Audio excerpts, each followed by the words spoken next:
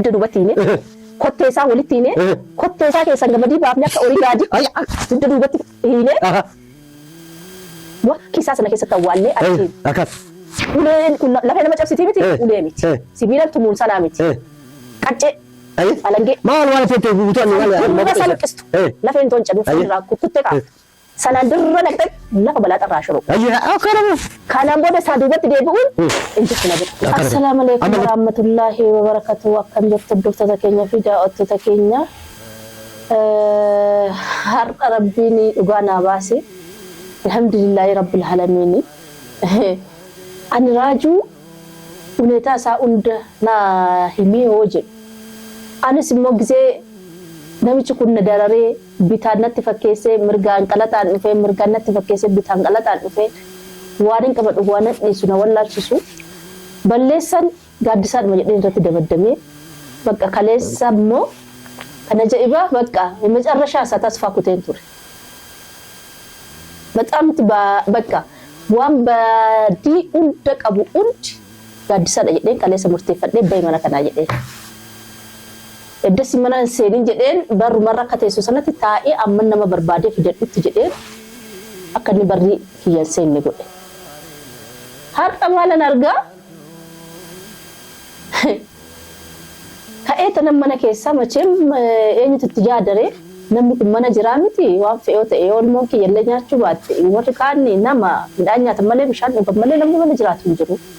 Waan naanqateen bibbitadha jedhee ka'ee gadi ba'ee yoo dhala kanaa gadi dhufu duratti innana fuuldura jarri lachuu akka bineensaa wal nyaatu. Wala gaaddisaa wala raajuu. Mucayyoo sila yaa'u hajaajalee akkuma jirtutti jirti gaaddisaa haa ta'uu raajuu haa ta'uu ammallee kan ishee rabbuutaa beeku. Mucayyoon illee isa jala dhaabbatti. Wala gaaddisaa wala raajuu bari irratti wal gahanii walitti caqaacaqu. Maal taatanii bari irratti wal geessanii maali sababni jedhaani maallaqa gaaddisee gannaa buusi gannaa baasi gaaddisee gannaa baasi maallaqa amma feete siifan erganaan jedhe siifan buusaa intiniidhani naan jedhe kun risaalaa naa dhufte laali maallaqa amma kana naa buuse hojii isaa ati na namantu gisee biraawwan sitti himu har'a na amantamu na namantu kan jedhu risaalaa ganzabni bu'eef na agarsiise. Kana raajuma godhe eeshi idda raajuu ta'e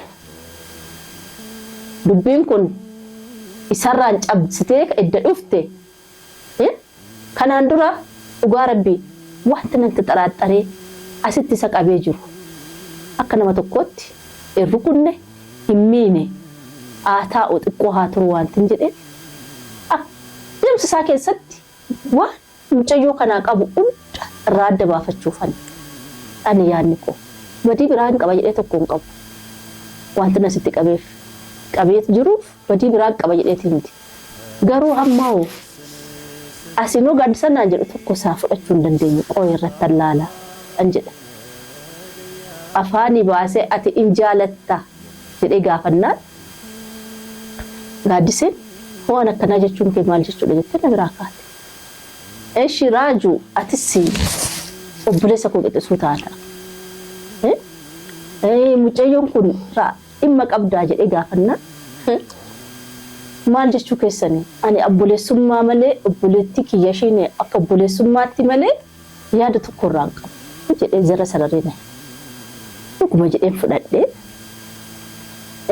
arguun amanuu fi dhaga'uu beekuu fi akka jedhan sana haa ta'u ishii jedheetu mana ofirratti qabee taa'e hammallee fuuldura sin dhaabbadde irru kunneen baddalle miine garuu hammaa'u akka tasaa manaa bahee waan na hanqatte bibbitachuudhaaf bahee yoo ol deebi'utti jarri hunduu barirra jira.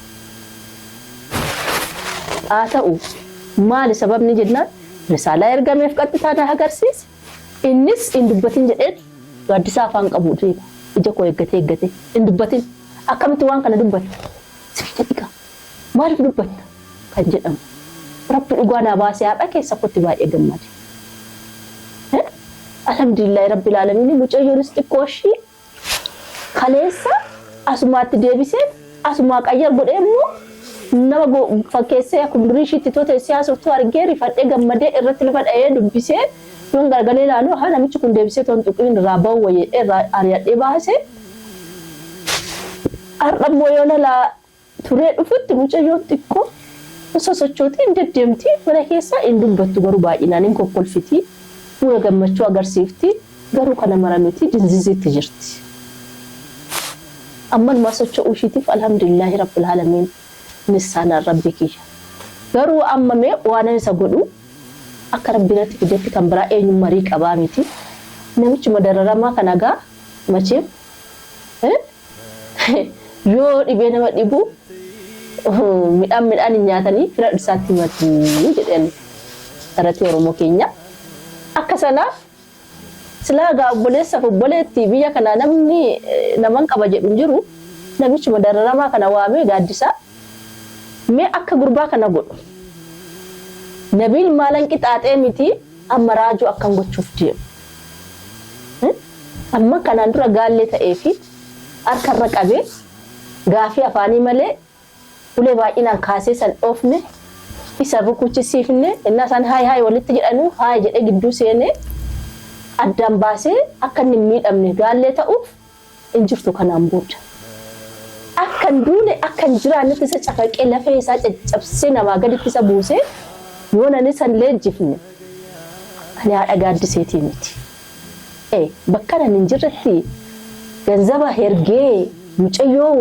ofiifuu akka jirtu hin jirre fuudheen baay'ee isa faqqachisiisee ani haamanii qulfii itti kennee diddiriirfadhu mana keessa deddeemii jedheeni qulfii itti kennee inni amma daqiiqaa manaa ba'etti namicha wajji wal gidibate mala dhaate. Kanaafuu amma dhuma sagantaa kiyyaatti na wajjin turaadha. Amma gaaddisaa kana mee waamee akkam akkasa godhu itti hima. Wow. Wow. Kottu mee gara diiwaanaa. Ishi giftito. Ishi. Nannufa. Akkona mataan na socho'e. Mataan na socho'e namni giddumaan hamtuu nama baasa. Dararamaan nama dhufee nama dhaabii godhee lalaala. Argadji maal? Maaltu maaliree waan argaa jirtu argitaa taa'i gadi. Wayyaalaa hunda walitti qabee wajjin mataan naqaa qaana. Qoy ani kan hin jedhu.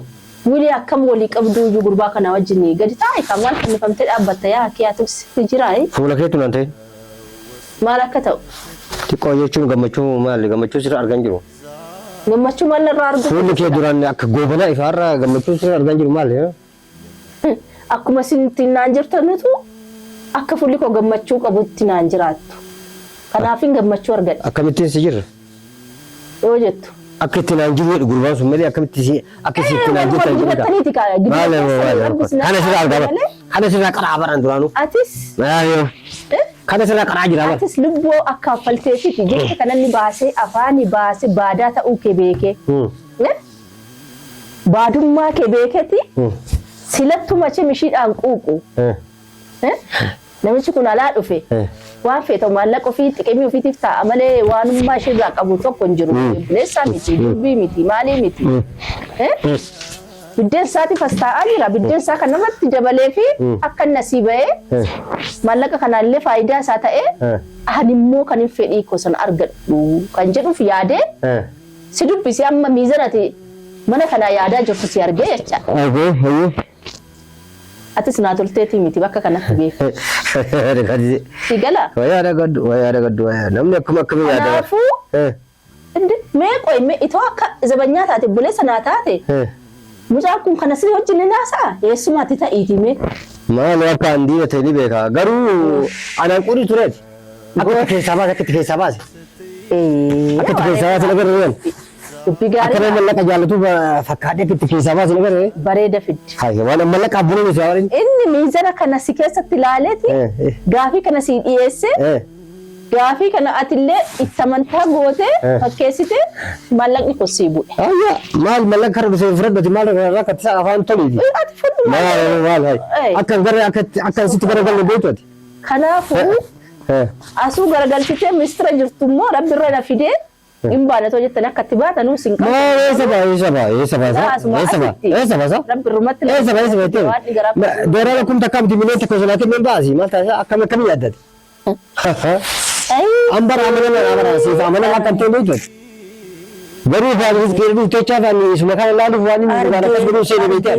Dhugaa inni fakkaanne mee godhee medheetii itti kolfeetii fuula gammachuu fuula bareeda agarsiiseetii gurbaan egaa duraanii harka qabdu gurbaa.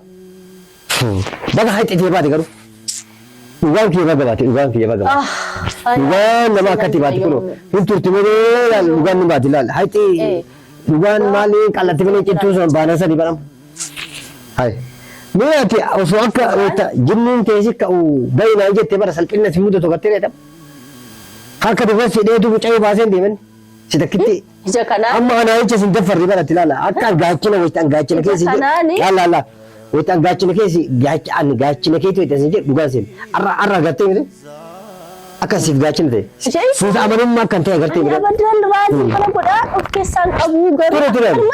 Ture kan qaate keessa gad argatu ture kana keessa jirtu ture malee itti amanee waa kana kassata maallaqa amma kana kan qabu akkanatti sitti diqiiqee maali mucaa yoo sadda baasee baasaa irraa maata isaati akka mana tasbiibii cimtee dubbii batti as fakkeessite malee wanni akkatti dhamaasee mucaa yoo tan agartee akkasiin dubbanne akkasiin sossoodha akkasiin akkuma isiin kolfitoonni nu godheefu dhamaasee baasuu yaaleetiin duraanii maata ta'a. Fiittuu himee baratti sii galii dibine dubbii kana sii galii dibine. Ana mucayyoon yaalaa kasaara kiyya yaalaa sumni sirraan barbaadu. Isin mana jala gadhiisuu ishee guyyaa san sii galti dubbiin. Biyyi mana sii galti ishee. Ani ofiifuu aarii wajjin mataan. Maali aarii barbaachisu ta'uu dubbii takka tasgabbiin laaluu dirqama qaba. Akka durii yaaduu irraa deebi'e. As fuuldura kanatti kan natti mul'ate faanaan gubadha waan deebi'e mataan qafoo na ta'a. Gaafa sanas na ajaa'iba natti ta'eeti aasaa akkamii taasiftaa narraa dhaabiyee yaatis keetis argamee janaan jedhee. Maal jechuudha kan jechuun keessan naan jedheetuma aasaa biraa qayyarbu. Kun warra addeeffatu dhiifama naan jechuu gal. Yoo na si deebu ati kan biraa jetta yoo na si deebu inni kan biraa jedha jecha kan akkamitti yaadee dhiyeessa. Dubbii biyya dhugaa agarsiisu ofii dubbii itti dhugaa bara. Amma mee akka matitti yaaduun qabamu. Akka maal osoo hin jiraatin fuudhee gaafate bara. Mucoona gadhiisi dhugaa amma kanas si buusa. Mucoona akka muka sirrii bira dhaabatti mucoona baasee gurba akka cinama dhaabbattee fira kolfitu mucoona. Maal beekti? Wanta kan dubbattee alaati kolfi akka nama waan takka agartee waan inni jedhee kana guutuu gammachuu qabdu ta'e. Nama ga'uu si agarsiise. Maal nama siisaa?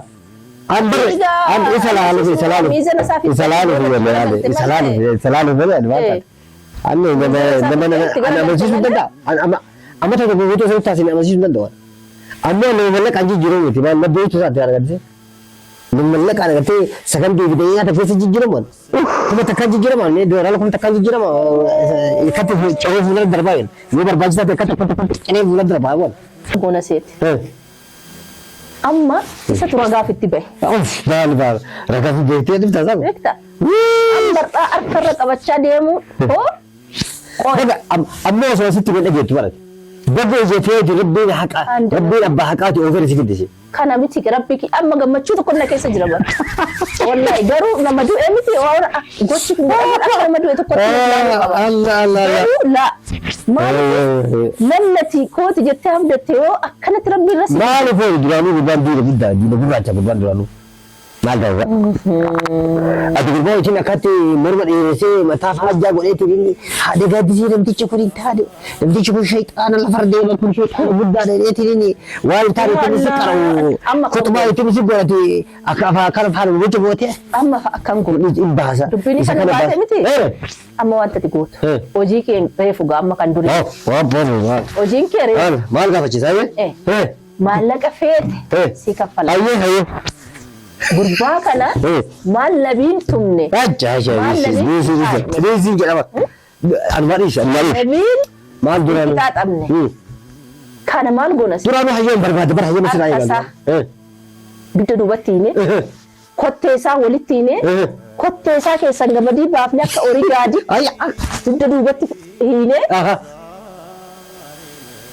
kiisaa sana keessatti awwaallee achiin uleen kun lafee nama cabsitii miti ulee miti sibiilan tumuun sanaa miti qaccee alangee maal waan feete buutuun waan salqistu lafeen toon cabe fuulduraa kukkuttee kaa'u sanaan dirra naqxee lafa balaa xarraa shoro kanaan booda isaa duubatti deebi'uun hin jirtu na bira. Akkana amma illee takka waan si jala hafee jira agartee nyaata itti kennin nyaata itti kennin dhugaatii itti kennin haalafatu haal ba'u ofirratti haal ba'u. Kana rabbi nama gaafata. Maal maasi gaafata kun mujirma guddaa sheexaana guddaa lafa deemu kun maal garaas nyaata gara lallaafii makee kana duraanuu ati bakka tana jireeti garaa laafachuun qabdu garaa akka sabbata hin dhabmooti sabbata hin garaa jabuu garaan kee jabaachuu qaba dhakaa ta'uu qaba dhakaa wanti irratti garatti dhadhu gara bulqeessin gara akkatti garaan kee kun akka wanni tattaanila lallaafu qaba jabaachuu qaba akka ta'e deemu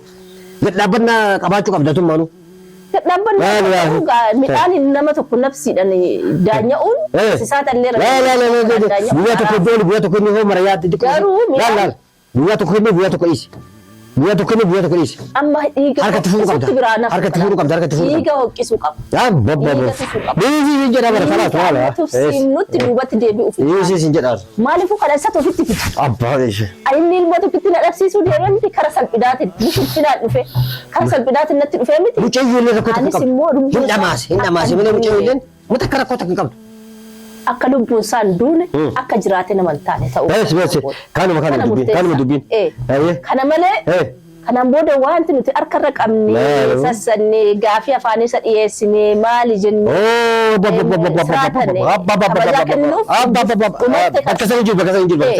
ati amma durii miti hojiin kee amma wanti fedhe sii kaffalama kanatti murtee godhadha.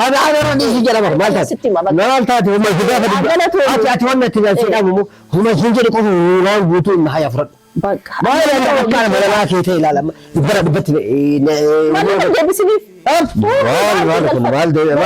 Kabiraatu irraa barbaanna. Maal kabiraatu irraa barbaanna? Guddaa mallaqa ni qaba. Kabiraatu irraa baasa yoon. Biqilti irraa baasa. Ija ishii waan fuudhee bahu miti ija gaaddisee yoonni kanaan booda arge.